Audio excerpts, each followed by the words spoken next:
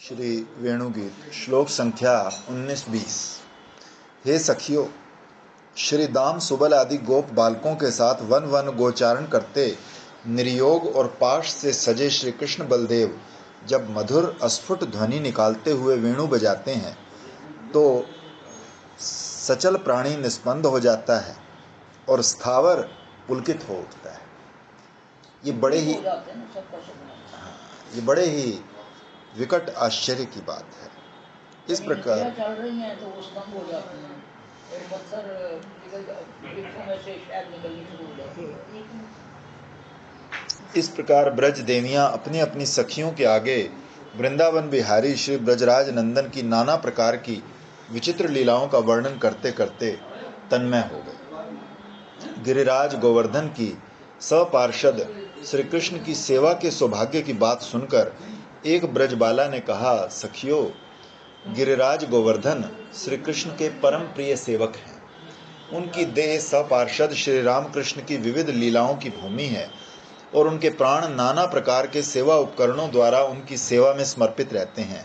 इसलिए उनके सौभाग्य की तो सीमा ही नहीं। एकमात्र हतभागिन हम गोप रमणियों को छोड़ इस वृंदावन में स्थावर जंगम ऐसा कोई प्राणी नहीं जो श्री कृष्ण की वेणु माधुरी और लीला माधुरी के आस्वादन का सौभाग्य प्राप्त ना करे। इसलिए केवल हमें छोड़कर वृंदावन के चराचर सभी परम धन्य हैं। श्री कृष्ण बलदेव श्री दाम सुबल आदि गोप बालकों के साथ असंख्य गो महिष आदि पशुओं को एक वन से दूसरे वन में चराते भ्रमण करते हैं। तब अति विस्तीर्ण अंचल व्यापी वृंदावन के स्थावर जंगम जीव उनकी रूप माधुरी के दर्शन और मधुर स्फुट वेणु रव के श्रवण का सौभाग्य प्राप्त करते हैं। हम लोगों के पास वैसे पुण्य का अभाव है, सो विधाता ने हमें गोपी बनाकर वृंदावन के स्थावर जंगम जीवों की भी अपेक्षा सौभाग्यहीन कर दिया है। गोप बालक तो कितने धन्य हैं, सदा श्री कृष्ण के साथ रहकर वन विहार के विविध दुखों भय आदि से उनकी रक्षा करते हैं। वन गमन से पूर्व माता यशोमती वात्सल्य से भरकर श्री दाम सुबल आदि को ये बात स्मरण करा देती है कि वो हर समय चंचल स्वभाव श्री कृष्ण के साथ रहकर वन विहार के विविध दुख भय आदि से उनकी रक्षा करे। श्री कृष्ण को भी सतर्क कर देती है। सखियों, गोप बालक धन्य हैं।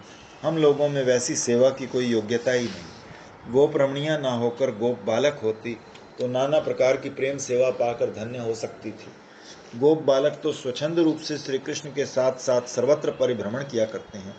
उनकी सब प्रकार की लीलाओं के माधुर्य आस्वादन में वो सतत परमानंद में मग्न होते हैं।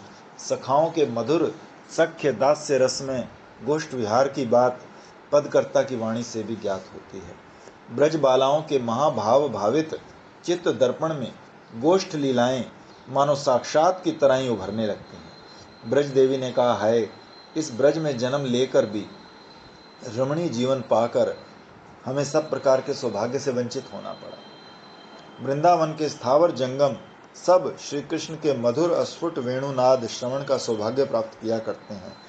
वेणुनाद माधुरी सबका मन हरण करती है, इसलिए मधुर विविध भावों के संकेत आदि से चित्त में नाना प्रकार के भावों का उद्गम कराती है। इसलिए अस्फुट श्री कृष्ण के पग संचालन से मणि कांचन निर्मित नुपुरों की जो अति मधुर अस्फुट ध्वनि होती है वो श्री चरण विलास माधुरी का स्मरण करा देती है। सखियों, इस वृंदावन में सभी भाग्यवान भाग्यवती है, केवल हम ही हतभागिन हैं। हम लोगों को कोई अनुभव ही नहीं हुआ। श्री कृष्ण बलदेव जब वन में गोचारण करते हैं तो उनके सुंदर चरणों में मणि नुपुर बजते रहते हैं। आहा, कितने सुमधुर, कितने सुंदर लग रहे हैं झूले में, कितने श्रुति सुखकर, किंतु सुनने का उपाय नहीं। अधर पल्लव पर जो मधुर वेणु बजता है वो तो भुवन मोहन है। सब कान खड़े कर सुनते हैं पर हमें सुनने का अधिकार नहीं। मधुर से भी सुमधुर वेणु ध्वनि पर कानों के होते हुए भी नहीं सुन पाती। ऐसी अद्भुत वेणु माधुरी कि प्राणी मात्र के धर्म में विपरीत स्थिति ला खड़ा करती है। स्थावर जंगम के भाव को जंगम स्थावर भाव को प्राप्त कर लेता है। वृक्ष अंकुर फुटाने के बहाने पुलकित हो जाते हैं। मधुर धारा वर्षण के बहाने अश्रुधार बहाने लगते हैं। पवन की गति रुक जाती है। चंद्र सूर्य खड़े खड़े सुनते हैं। नदी की गति स्तंभित हो जाती है। पर्वत गल कर द्रवत्व को प्राप्त हो जाते हैं। पशु पक्षी सब चित्र लिखित की तरह निश्चिंत निश्चल निस्पंद होकर वेणु सुनने लगते हैं।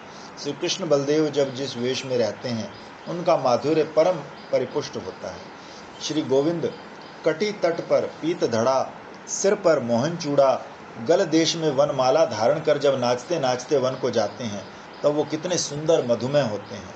उस प्रकार वो जब रज्जु निर्योग, रज्जु पाश मस्तक और कंधे पर रखकर वन वन विचरण करते हैं तब भी उनकी शोभा अतुलनीय होती है। जब गायों को दुहा जाता है तो उनके पैरों को बांधने के लिए रस्सी का प्रयोग किया जाता है। चंचल गायों को बांधने के लिए भी फंदा काम में लेते हैं। स्वभाव सुंदर वस्तु की माधुरी ऐसी ही होती है। ये एक विचित्र रहस्य है। श्रील सनातन गोस्वामी ने अपनी बृहत्तोषिणी टीका में निर्योग पाश शब्द की एक अभिनव धारणा प्रस्तुत की है कि जिससे श्री कृष्ण के साथ निशेष संपूर्ण रूप से योग या फिर मिलन होता है, जिससे प्रेम संपदा विरोधी योगियों की निर्विकल्प समाधि भी विच्छिन्न होती है, वो प्रेम लक्षण पाश या बंधन ही निर्योग पाश है। जिससे देहधारी मात्र के मोह आदि से उत्पन्न पतन रोदन आदि प्रकट होते हैं। जिस प्रेम बंधन से श्री कृष्ण भक्तों के चित्त मन को बांधकर उन्हें सदा के लिए अपना बना लेते हैं, वही प्रेम पाश उनकी पगड़ी और कंधे पर निर्योग पाश के रूप में विराजता है। श्री कृष्ण के वंशी नाद के फलस्वरूप वृंदावन के स्थावर जंगम के धर्म विपर्य स्वभाव के अदल बदल की बात करते करते ब्रज देवियों में ईर्ष्या नामक संचारी प्रभाव प्रबल हो उठा। वो एक दूसरे से कहने लगी, सखियों, ये कृष्ण का वेणुनाद नहीं है, महामोहन मंत्र विशेष लगता है। वो वेणुनाद रूपी मोहन विद्या द्वारा सबका मन मोहित कर उसे निर्योग पाश से बांध लेता है। अतः जो वेणु गायन महामोहन मंत्र स्वरूप है, बताओ वंशी में क्या बजाते हैं? गोपी भाव में महाप्रभु ने कहा है, कैला जतो वेणु ध्वनि सिद्ध मंत्र आदि योगिनी दूती हैया मोहे नारी मन महोत्कंठा बढ़ैया आर्य पथ छड़ैया आनी तोमाए करे समर्पण। श्रीपाद सुखदेव मुनि ने महाराज परीक्षित से कहा, हे राजन, महाभाववती ब्रज देवियों ने इस प्रकार वृंदावन विहारी भगवान श्री कृष्ण की कितनी मधुर लीलाओं का वर्णन किया। उन सब के वर्णन की सामर्थ्य ब्रह्मा महेश्वर आदि में भी नहीं। मैं तुमसे और क्या कहूँ। उन लोगों की उक्तियों का किंचित ही वर्णन किया। ब्रजेंद्र नंदन की ऐसी ही जगन मोहिनी लीलाएं हैं। वो स्वयं भगवान हैं। वृंदावन लीला अशेष ऐश्वर्य प्रकट करते हुए भी शुद्ध माधुर्य में है। ये माधुर्य ही उनकी भगवत्ता का सार है। महाभाववती ब्रज देवियां महामाधुर्य में वेणु गीत रूपी श्री कृष्ण का वृंदावन विहार वर्णन करते करते उसकी मत्तता में तन्मय हो गई, अर्थात लीला का श्रवण कीर्तन कर वो लीला अनुभव के आनंद में लीलामयी हो उठी। ये यहाँ तत् शब्द बताता है कि उनके हृदय में प्रेम अग्नि ज्वाला जलने से दुख विशेष की उत्पत्ति हुई, इसलिए उन्होंने साक्षात श्री कृष्ण नाम उच्चारण नहीं किया।